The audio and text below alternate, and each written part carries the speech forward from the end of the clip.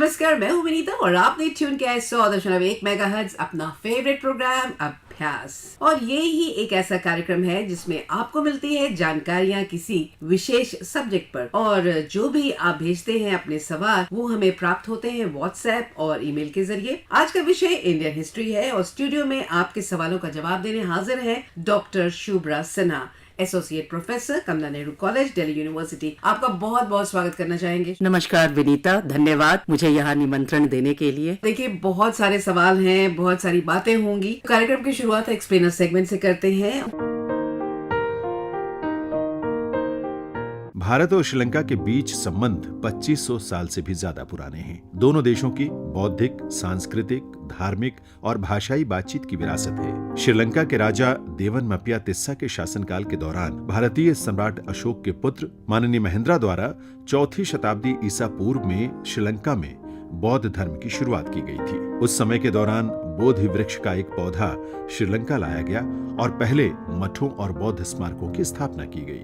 दोनों देश लगभग समान नस्लीय और सांस्कृतिक संबंध साझा करते हैं। भाषा का प्रारंभिक रूप श्रीलंका में उत्तर भारत के सिंघली लोगों के पूर्वजों द्वारा लाया गया था। सिंघली भाषा मुख्य रूप से संस्कृत और पाली से प्रेरित थी और सिंघली भाषा के कई शब्द इन भाषाओं से निकले हैं। श्रीलंका में तमिलों ने भी दक्षिण भारत के साथ हिंदू धर्म और तमिल भाषा के संबंध स्थापित किए हैं। श्रीलंका और भारत दोनों यूरोपीय प्रभाव और औपनिवेशिक शासन के अधीन रहे। इस सामान्य अनुभव ने दोनों देशों के बीच लंबे समय से चले आ रहे संबंधों को मजबूत करने का काम किया। 20वीं शताब्दी के मध्य में स्वतंत्रता प्राप्ति के साथ श्रीलंकाई और भारतीय सामाजिक संस्थाएं और विचारधाराएं एक दूसरे के साथ अधिक निकटता से प्रतिध्वनित होने लगी। आज के समय में भारत सरकार और श्रीलंका सरकार द्वारा 1977 में हस्ताक्षरित सांस्कृतिक सहयोग समझौता दोनों देशों के बीच सांस्कृतिक आदान प्रदान कार्यक्रमों का आधार बनता है। भारत और श्रीलंका ने संयुक्त गतिविधियों के माध्यम से भगवान बुद्ध द्वारा ज्ञान प्राप्ति के 26वें वर्ष का उत्सव मनाया। इनमें श्रीलंका में पवित्र कपिलवस्तु अवशेषों की प्रदर्शनी भी शामिल थी। सन 2020 में भारत सरकार ने दुनिया भर के बौद्ध तीर्थयात्रियों को आसानी से पवित्र बौद्ध स्थल की यात्रा की सुविधा देने के लिए भारत में भगवान बुद्ध के महापरिनिर्वाण स्थल कुशीनगर में एक अंतर्राष्ट्रीय हवाई अड्डे का संचालन शुरू किया। भारत श्रीलंका बौद्ध संबंधों की श्रेष्ठता को देखते हुए दोनों देश इस बात पर सहमत हुए थे कि इस हवाई अड्डे के लिए पहली उद्घाटन उड़ान श्रीलंका से हो, और ऐसा ही हुआ भी। श्रीलंका में भारतीय मूल के लोगों में सिंधी, बोरा, गुजराती, मेमन, पारसी, मलयाली और तेलुगु भाषी व्यक्ति शामिल हैं जो श्रीलंका में बस गए हैं और विभिन्न व्यावसायिक उद्यमों में लगे हुए हैं। इनमें से प्रत्येक समुदाय का अपना संगठन है जो त्योहारों और सांस्कृतिक कार्यक्रमों का आयोजन करता है। अनौपचारिक आंकड़ों के अनुसार श्रीलंका में लगभग 14,000 भारतीय प्रवासी रहते हैं और 2011 के सरकारी जनगणना के आंकड़ों के अनुसार भारतीय मूल के तमिलों की आबादी लगभग 1.6 मिलियन है। हाल के वर्षों में संबंधों को सभी स्तरों पर घनिष्ठ संपर्कों द्वारा चिन्हित किया गया है। व्यापार और निवेश बढ़ा है और विकास, शिक्षा, संस्कृति तथा रक्षा के क्षेत्र में सहयोग में तेजी आई है। साथ ही दोनों देश अंतर्राष्ट्रीय हित के प्रमुख मुद्दों पर व्यापक समझ साझा करते हैं।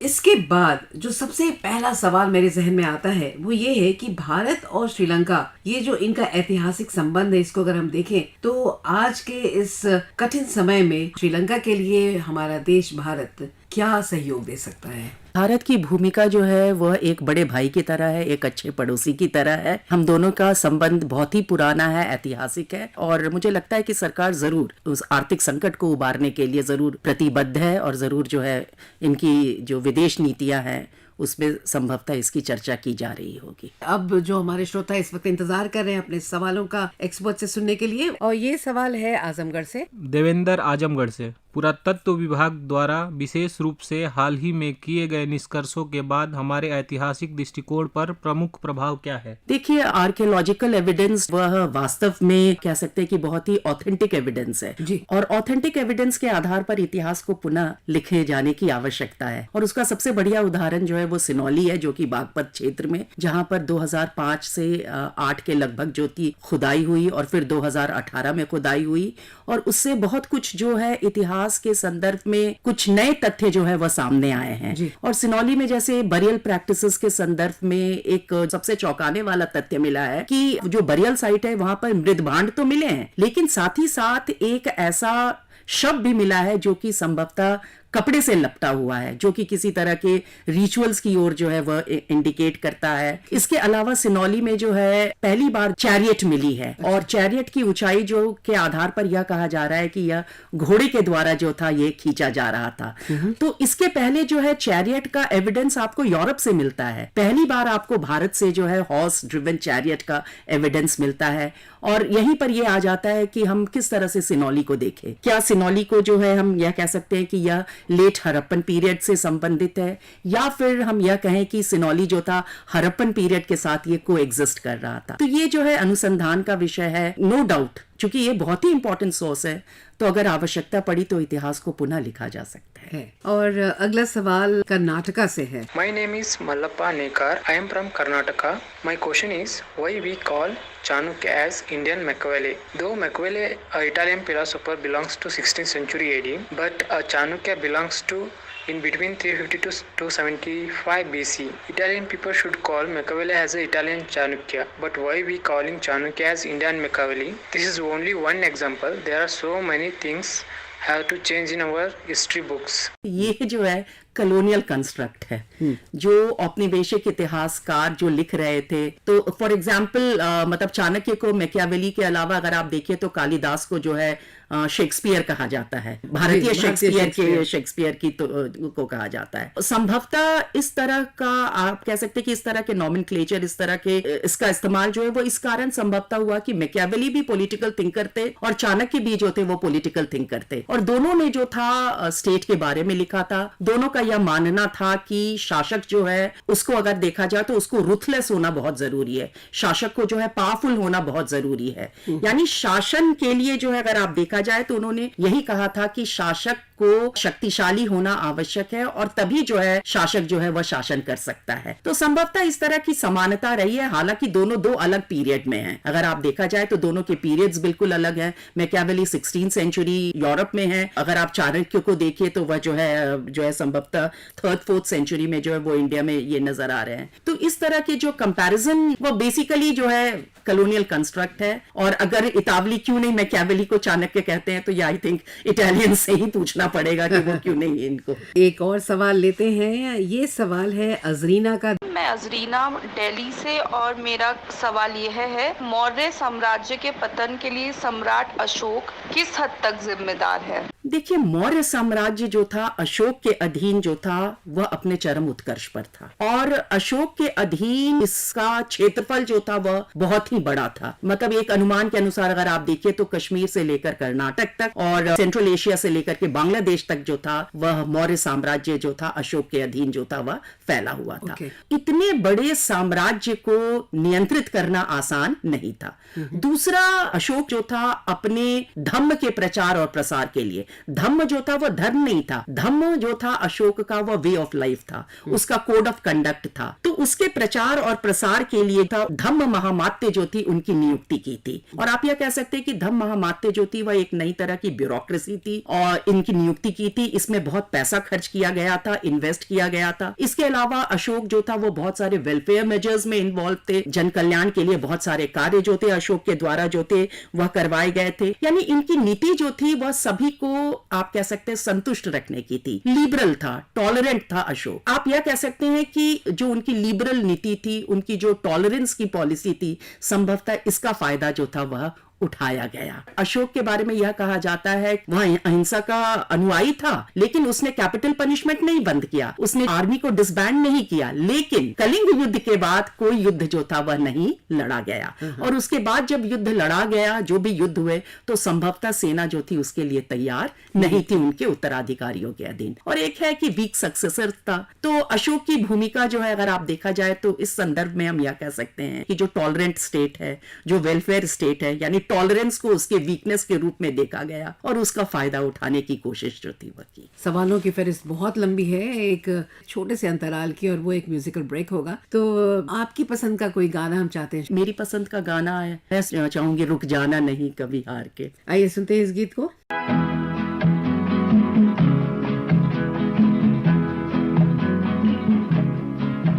रुक जाना नहीं तू कहीं हार के, कांटों पे चल के मिलेंगे साए बहार के। रुक जाना नहीं तू कहीं हार के, कांटों पे चल के मिलेंगे साए बहार के। ओ राही ओ राही ओ राही ओ राही ओ राही ओ राही ओ राही ओ राही।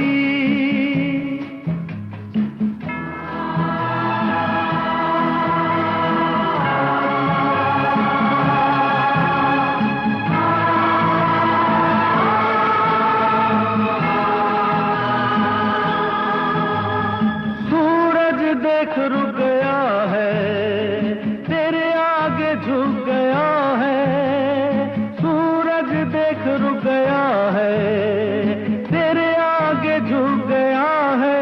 जब कभी ऐसे कोई मस्ताना निकले है अपनी धुन में दीवाना, शाम सुहानी बन जाते हैं दिन इंतजार के।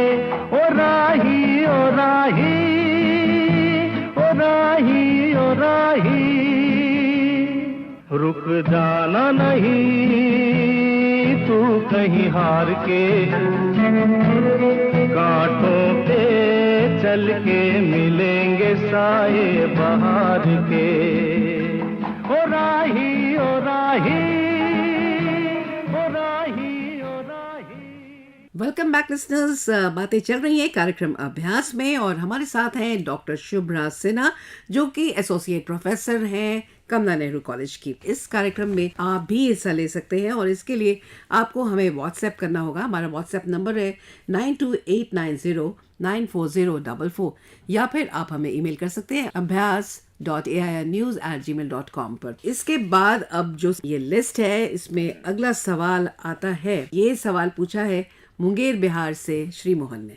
गुप्त काल को स्वर्ण युग कहा जाना सही या गलत, वर्णन करे। गुप्त काल का युग स्वर्ण युग था, ये भारतीय इतिहास में विवाद का विषय है इतिहासकारों के मध्य। अगर आप देखिए तो सिर्फ 2 क्षेत्र ऐसे हैं जिनके संदर्भ में यह कहा जाता है कि यह वास्तव में स्वर्ण युग था। एक तो आप कह सकते हैं कि ये जो है सांस्कृतिक क्षेत्र में, और इसके अलावा अगर आप देखिए तो मटेरियल प्रोस्पेरिटी जो इस समय देखने को मिलती है, उस संदर्भ में इसको कहा जा सकता है कि यह जो है स्वर्ण युग था। और ये सवाल है कनिका का। मेरा नाम कनिका गंगापुरम है और मैं मुंबई से हूँ। मेरा ये सवाल है, ऐसे कहा जाता है नालंदा विश्वविद्यालय दुनिया के सबसे पुराने विश्वविद्यालयों में से एक है। मैं चाहूंगी कि विशेषज्ञ इसके निर्माण और वास्तुकला पर कुछ अंतर्दृष्टि दे। नालंदा विश्वविद्यालय निर्माण और उनकी गतिविधि की अवधि जो है उसका दायरा बहुत बड़ा है। 5th सेंचुरी AD से लेकर के 13th सेंचुरी तक नालंदा विश्वविद्यालय का निर्माण किया गया। इसकी स्थापना जो थी कुमारगुप्त फर्स्ट के द्वारा की गई थी 5th सेंचुरी AD के लगभग,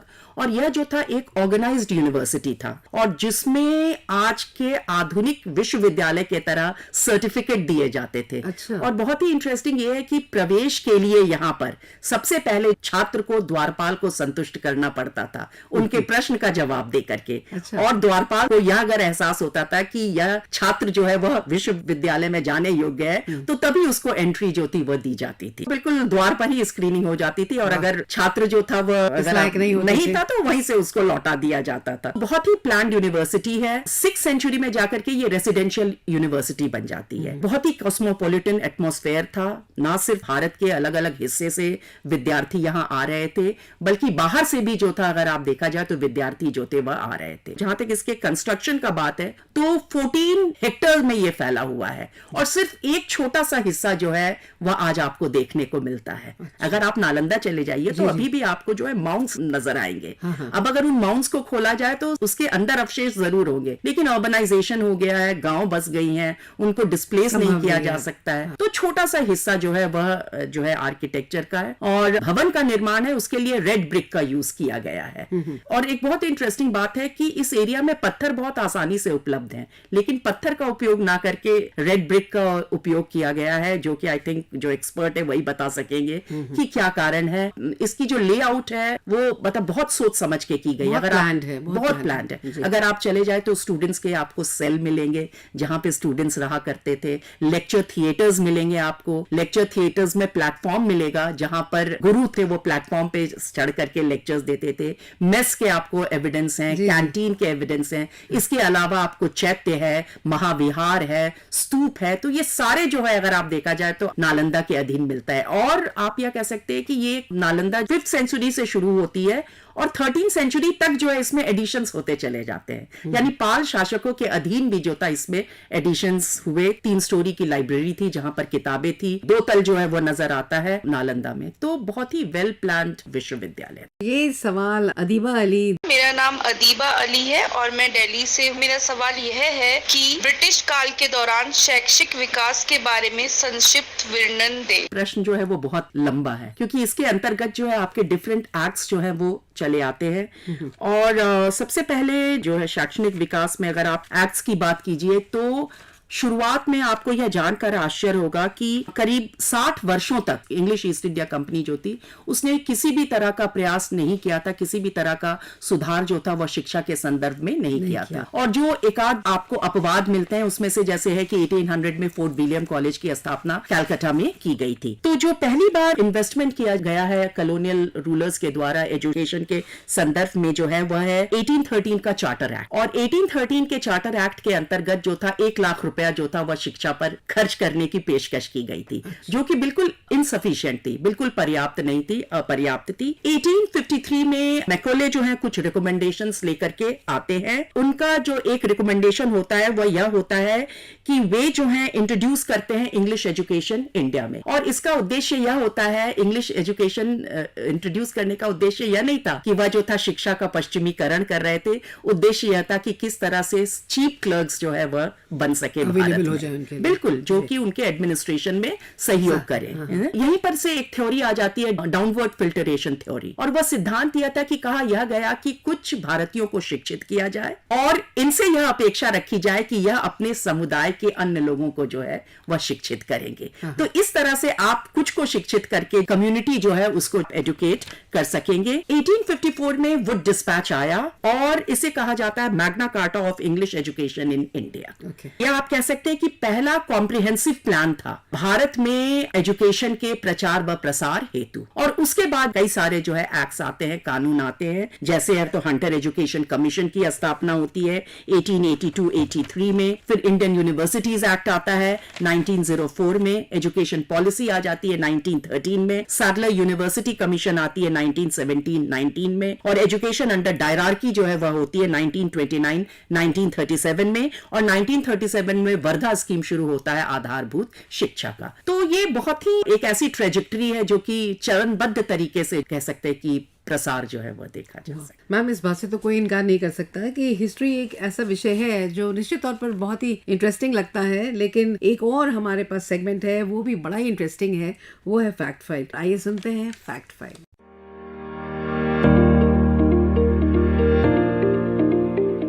ब्रह्मोस एक सुपरसोनिक क्रूज मिसाइल है जिसे DRDO और रूस के NPOM द्वारा संयुक्त रूप से ब्रह्मोस एरोस्पेस संयुक्त उद्यम के रूप में विकसित किया गया है।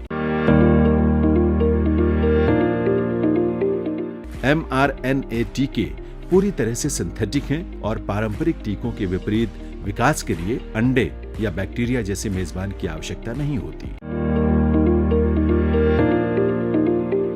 चंद्रयान 2 मिशन में चंद्रमा के दक्षिणी ध्रुव का पता लगाने के लिए एक ऑर्बिटर, लैंडर और रोवर शामिल थे। ध्रुवीय उपग्रह प्रक्षेपण यान यानी PSLV भारतीय अंतरिक्ष अनुसंधान संगठन इसरो द्वारा डिजाइन, निर्मित और संचालित तीसरी पीढ़ी का रॉकेट लॉन्चर है। जेम्स वेब स्पेस टेलीस्कोप एक परिक्रमा करने वाली अवरक्त वेधशाला है जो हबल स्पेस टेलीस्कोप की खोजों का पूरक और विस्तार करेगी। हबल स्पेस टेलीस्कोप 24 अप्रैल 1990 को डिस्कवरी शटल से लॉन्च किया गया था। क्रिप्टोकरेंसी एक डिस्ट्रीब्यूटेड लेजर टेक्नोलॉजी DLT आधारित सिस्टम है जिसका उपयोग बैंकों और अन्य वित्तीय फर्मों द्वारा किया जा सकता है। ग्रीन हाइड्रोजन वो हाइड्रोजन है जो नवीकरणीय बिजली का उपयोग करके पानी को हाइड्रोजन और ऑक्सीजन में विभाजित करके उत्पादित किया जाता है। हाइड्रोजन और अमोनिया भविष्य में संभावित रूप से जीवाश्म ईंधन की जगह ले सकते हैं।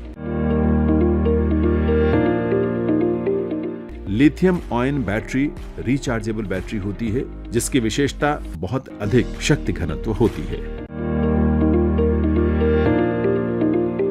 स्वागत है दोस्तों, फैक्ट फाइल के बाद हम फिर हाजिर हैं और सवालों का सिलसिला शुरू करते हैं। चंद सवाल हमारे पास बचे हैं, उनको लेते हैं। हमारे साथ associate professor Kamla Nehru college की डॉक्टर शुभ्रा सिन्हा। अगला सवाल। मेरा नाम स्मृति मंजरी सामल है, मैं उड़ीसा से हूँ। मेरा सवाल है कि भारत छोड़ आंदोलन में सरदार पटेल द्वारा निभाई गई मुख्य भूमिका क्या है। और एक सवाल है कि राष्ट्रीय आंदोलन में बाल गंगाधर तिलक के नेतृत्व में कट्टरपंथियों की भूमिका कैसे आंदोलन की दिशा बदल दी। देखिए, सरदार पटेल की अहम भूमिका जो है वह रजवाड़ों के इंटीग्रेशन में है और कहा यह जाता है कि लगभग 650 रजवाड़ों को, भारतीय रियासतों को भारत में जो था वह मिलवाया गया। जहां तक लोकमान्य बाल गंगाधर तिलक का कंट्रीब्यूशन है तो वो हमें एक्सट्रीमिस्ट फेज में जो है वह नजर आता है। और एक्सट्रीमिस्ट फेज जो है वो मॉडरेट फेज से, जिसको आप नरमपंथी चरण कहते हैं, वो उससे बिल्कुल अलग था। अब जो नरमपंथी थे उनका विश्वास जो था वो 3 P में था और वह था प्रेयर, पिटिशंस और प्रोटेस्ट। इन्हीं में इनका विश्वास था। जो एक्सट्रीमिस्ट थे वह जो थे क्विक एक्शन में बिलीव करते थे। और बाल गंगाधर तिलक का यह योगदान है कि उन्होंने जो था स्वदेशी, बॉयकॉट और पैसिव रेजिस्टेंस जो थी उसकी जो थी उन्होंने बात की। बाल गंगाधर तिलक ने ही यह कहा था कि स्वराज हमारा जन्मसिद्ध अधिकार है। ये बहुत बड़ा योगदान है बाल गंगाधर तिलक का। और बाल गंगाधर तिलक के अलावा 2 अन्य लोग थे। उसमें एक विपिन चंद्र पाल थे जो कि बंगाल से थे और लाला लाजपत राय थे जो कि पंजाब से थे। और इन तीनों ने मिलकर के जो मॉडरेट तरीका था विरोध करने का उसको रिप्लेस किया एक अलग तरीके के विरोध से। और इन्होंने डिमांड किया सेल्फ रूल का। जो मॉडरेट की पॉलिटिकल मेडिकेंसी थी उसके आधार पर जो वह यह कहने लगे कि ये हमारा अधिकार है और हम यह लेकर रहेंगे। अगला सवाल है छत्तीसगढ़ से। मैं अशोक कुमार भारद्वाज जांजगीर चांपा छत्तीसगढ़ से हूँ। मेरा आकाशवाणी से यह सवाल है कि भारतीय इतिहास में आजाद हिंद फौज में लक्ष्मी सहगल और नीरा आर्या किस किस पद पर आसीन था। बहुत ही इंटरेस्टिंग है, तो छोटा सा सवाल लेकिन बहुत ही इंटरेस्टिंग है और खास करके मल्टीपल चॉइस क्वेश्चंस में बहुत बार इस तरह के सवाल आ जाते हैं। जो लक्ष्मी सहगल थी, अगर आप उनके नाम को देखें तो उनके नाम के आगे कैप्टन लक्ष्मी सहगल लिखा मिलता है और जो कि आजाद हिंद फौज में एक अधिकारी थी। और नीरा आर्य के बारे में कहा जाता है कि वह सैनिक थी और एक उनका आजाद हिंद फौज का एक रानी झांसी रेजिमेंट था, तो वो जो थी इससे संबंधित थी। अगला सवाल है विवेक का सिवान से, बिहार। मैं विवेक सिवान बिहार से बोल रहा हूँ। सर, मेरा क्वेश्चन है कि जो स्टूडेंट प्रतियोगिता परीक्षा के लिए तैयारी करते हैं, खासकर यूपीएससी यूपीसीएस के लिए, उनका जो इतिहास पढ़ने का नजरिया होना चाहिए वो किस प्रकार से होना चाहिए। क्रोनोलॉजिकल स्टडी बहुत जरूरी है। तभी आप जो है इतिहास के संदर्भ में जो परिवर्तन हो रहे हैं, जो निरंतरता हो रही है, आप उसको समझ पाएंगे। ऐसा नहीं है कि हिस्ट्री में कोई इवेंट आता है, जैसे हम कहते हैं कि एंशिएंट है तो एंशिएंट खत्म हो जाता है और फिर उसके बाद जो है मेडिवल शुरू होता है। पीरियड्स जो है वो ओवरलैपिंग है। तो सही तरीका यह है कि आप प्राचीन से शुरू कीजिए और प्राचीन के बाद आप मध्यकाल पर आइए और उसके बाद जो है आप आधुनिक काल पर आइए। और पढ़ने का एक तरीका यह होता है कि जब आप पढ़ते हो, खास करके जब एमसीक्यू आता है, तो बहुत सारे प्रश्नों का उत्तर आप एलिमिनेशन के बेसिस पर दे देते हैं। यानी अगर आपको उत्तर नहीं पता है लेकिन 4 में से आपको 3 उत्तर बिल्कुल आपको पता है कि ये इस काल का है, ये इस काल का है, तो जो चौथा उत्तर बचता है वह उसी प्रश्न का होगा। तो जब तक आप क्रोनोलॉजिकली नहीं पढ़िएगा तो आप ना चेंजेस समझ सकते हैं, ना आप कंटिन्यूटी समझ सकते हैं, और पीरियड्स ओवरलैपिंग है। अब हम इस कार्यक्रम के बिल्कुल लास्ट सवाल पे आ गए हैं और ये सवाल लातूर महाराष्ट्र से सूबेदार तबस्सुम का है। मेरा नाम सूबेदार तबस्सुम यूनुस है। मेरा सवाल यह है कि हिस्ट्री के नोट्स किस तरह से निकाले, जैसे कि हमें जल्द से याद हो। सीक्वेंस 5 स्टोरीज कैसे याद रखें, प्लीज मुझे बताइए कि हिस्ट्री के नोट्स आसान तरीके से कैसे निकालने चाहिए। देखिए, कुछ चीजें जो है वो इतिहास में आपको मगअप करना पड़ेगा। अब जो इतिहास जो लिखा जा रहा है या जो अब जो इतिहास की जो परीक्षा होती है उसमें डेट्स का इंपॉर्टेंस बहुत नहीं है, लेकिन कुछ डेट्स जो है वो आपको याद रखने पड़ेंगे। तो उसका तरीका तो यह है कि वो आपको रटना पड़ेगा, उसको आपको मगअप करना पड़ेगा। देखिए, जो 2 तरह के संभवतः आपको प्रश्न जो है वो इतिहास में मिलते हैं। एक तो मल्टीपल चॉइस क्वेश्चन है। उसका तरीका यही होता है कि आप कोई भी किताब उठाइए, लाइन बाय लाइन आप पढ़िए और उसमें से जो लाइन से आपको ये फील हो कि संभवतः इससे प्रश्न पूछा जा सकता है, उसको आप एक कॉपी में नोट डाउन कीजिए। और at the end of the day ये होगा कि आपके पास एक जो इंपॉर्टेंट एस्पेक्ट है उसका एक नोट्स होगा। और आपको यही करनी होगी कि एग्जाम्स के पहले जो है आप उसको रोज दिन देखिए और देखने की जरूरत होगी और उससे आपको जो है वो आपकी तैयारी होगी। तो एमसीक्यू के लिए ये करना है। जो डिस्क्रिप्टिव आंसर्स हैं उनका तरीका यह है कि अगर आपके पास अच्छी राइटिंग स्किल है तो आप पॉइंट फॉर्म में एक पर्टिकुलर आंसर्स को तैयार कर लीजिए और कोशिश ये कीजिए कि आपके जब एग्जाम्स आए तो आप उन पॉइंट्स को इनकॉर्पोरेट करते हुए जो है वो आंसर्स की तैयारी करें। तीसरी चीज ये है कि बहुत सारे लोग हैं जो कि कोचिंग क्लासेस में जाते हैं, तो एक ध्यान रखिएगा कि जो लेक्चर देने की भाषा होती है वो लिखने वाली भाषा से बिल्कुल अलग होती है। लेक्चर आप नोट डाउन भी कर रहे हैं तो आपको उसको जो है लिखने वाली भाषा में जो है वो तब्दील करनी पड़ेगी। तो मैं तो सबसे पहले यही कहूंगी कि एक आप कोशिश यह कीजिए कि आपकी भाषा थोड़ी अच्छी हो। अगर आपके पास पॉइंट्स हैं तो आप आसानी से 250 वर्ड्स, 500, 1000 वर्ड्स जैसे कि डिमांड होती है उस तरह से आप आंसर्स जो है वो लिख सकते हैं। तो आप प्रश्न पढ़िए, प्रश्न पढ़ करके यह समझने की कोशिश कीजिए कि उसके क्या मुख्य बिंदु हैं, आप उनको नोट डाउन कीजिए और फिर आप अपने आंसर को तैयार कर सकते हैं। और अब दोस्तों हम आपको जानकारी दे दें आने वाले कुछ एग्जाम्स की। उच्च न्यायालय सेवा मुख्य परीक्षा 14 और 15 मई को दिल्ली उच्च न्यायालय आयोजित करेगा। APPSC सहायक अभियंता परीक्षा 2022 14 और 15 मई को आयोजित की जाएगी। मणिपुर सिविल सेवा संयुक्त प्रतियोगी परीक्षा 2016 उसकी मेंस 26 मई से आयोजित की जाएगी। कार्यक्रम की एक और परंपरा है और वो ये है कि आपने तो बहुत सारे सवालों के जवाब दिए, एक सवाल पूछे और जिसका सही जवाब वो देंगे तो उन्हें मिलेगा एक ई सर्टिफिकेट। पिछली बार जो सवाल था वो पब्लिक एडमिनिस्ट्रेशन पर एक्सपर्ट ने पूछा था, उस सवाल का जवाब सही दिया इंद्रजीत राव जो कि खगड़िया बिहार से हैं, वो हमारे विनर हुए। विनीता, ये तो सच में बहुत अच्छी परंपरा है और मैं भी तैयार हूँ। सुल्तान ए शर्क की उपाधि धारण करने वाले शासक किस क्षेत्रीय राज्य से संबंधित थे? तो हमें उम्मीद है कि हमारे लिसनर्स इसका जल्द से जल्द जवाब भेजेंगे और जवाब भेजने की अंतिम तारीख होगी 18 मई। अगला विषय होगा एंथ्रोपोलॉजी। आप अपने सवाल भेजने की अंतिम तारीख हमने बताया 18 मई है। अब हमारा समय यहीं पर समाप्त होता है। हमें समय इजाजत नहीं देता कि हम और बातें करें, लेकिन हमारे स्टूडियो में हमारी एक्सपर्ट डॉक्टर शुभ्रा सिन्हा के यहाँ आने का बहुत बहुत धन्यवाद, तहे दिल से शुक्रिया। Thank you Vinita. मुझे दें इजाजत, नमस्कार, शुभ रात्रि।